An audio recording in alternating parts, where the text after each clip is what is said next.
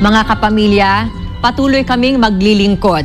Kahit wala po tayo sa ere sa Channel 2, mapapanood nyo pa rin ang aming mga balita sa teleradyo, ANC, news.abs-cbn.com at mga social media account ng ABS-CBN. Bayan, mga kapamilya, ilang dekada rin tayong nagkasama. Utang na loob namin sa inyo na tinanggap ninyo kami sa inyong mga tahanan gabi-gabi. Naging malaking bahagi na kami ng inyong buhay. Karamay sa mga panahon ng kalamidad at paghihirap. Kasabay namin kayo sa pagluha sa mga teleserye. Magkasama nating pinagbunyi ang tagumpay ng ating mga bayani, mga ordinaryong tao na nakagawa ng imposible. Sabay din nating pinanood na nabuo o mabuo ang kasaysayan sa pamamagitan ng TV Patrol at iba pang news and current affairs program. Isa pong karangalan na maging tagapaglahad ng inyong mga kwento at tagabantay sa mga nasa kapangyarihan. Karangalan po namin na maglingkod sa inyo, kabayan. Hindi man na-renew ang aming prangkisa at pinatitigil ang ating broadcast, nangangako kami sa inyo, hindi kami mananahimik sa pag-ataking ito sa ating demokrasya at sa malayang pamamahayag. Sa harap po ng pinakamaling dakog at hamon sa aming kumpanya at sa aming mga hanap buhay, hindi namin kayo tatalikuran, kabayan. Mga kapamilya kami, tayo ang ABS-CBN. In the service of the Filipino, saan man sila naroroon sa buong mundo.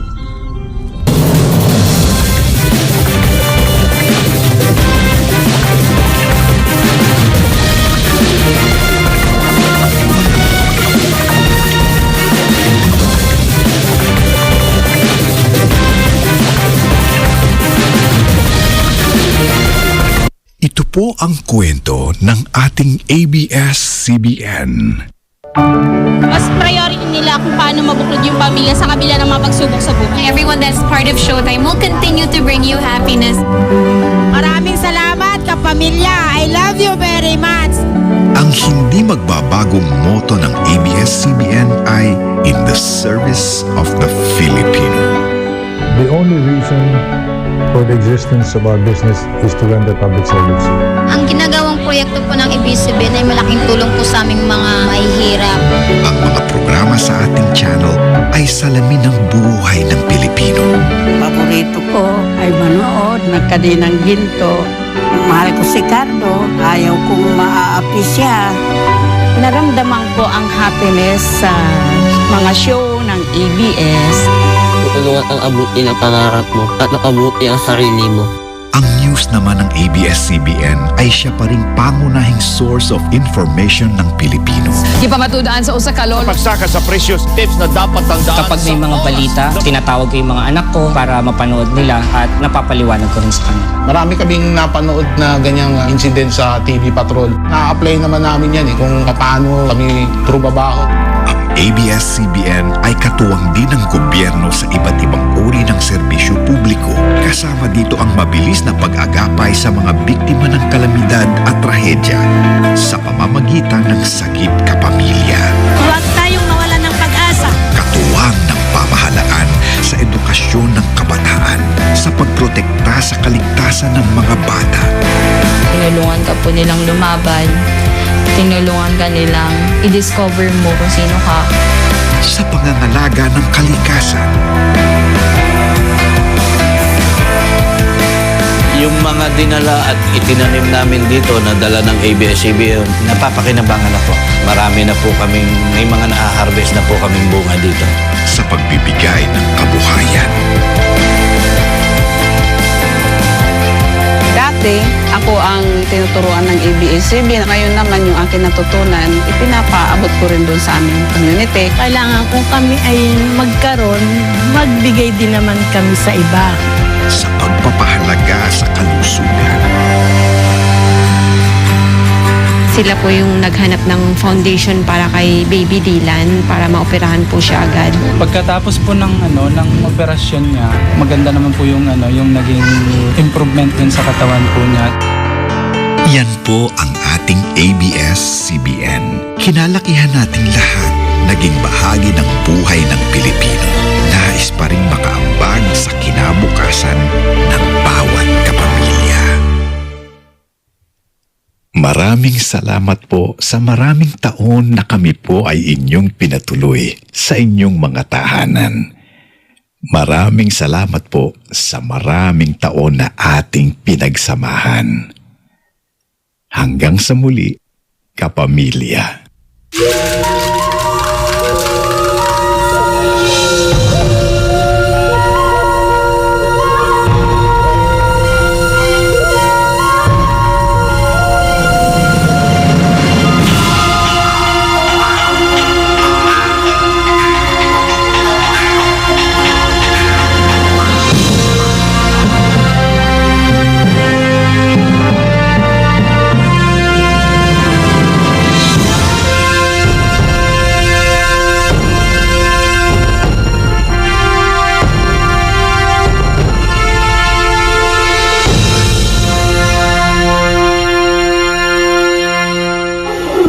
Mga kapamilya, ang pambansang awit ng Pilipinas.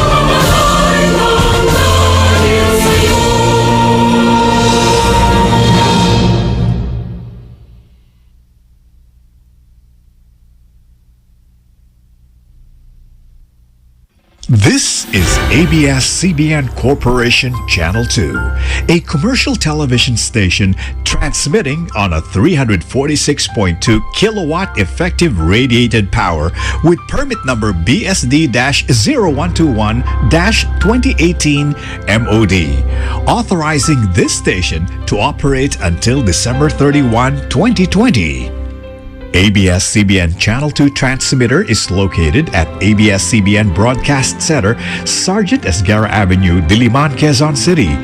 The operations of ABS-CBN Channel 2 are supervised by electronics and communication engineers duly licensed by the Professional Regulation Commission. Engineer Bernardo M. Acosta, PECE number 864, and carried out by the following personnel duly licensed by the Professional Regulation Commission and National Telecommunications Commission. Engineer Jose Rizalde M. Umipig, PECE number 749. Engineer Melvin C. Acosta, PECE number 407. Michael D. De La Cruz, 98-1 PNCR 21108. Orlando M. Lagarta, 93-1 PNCR-6016. Engineer Ronnie B. Sagad, ECE number 46355. Engineer Jason T. Palma, ECE number 46346. Rene Agravante, 93-1 PV-5715.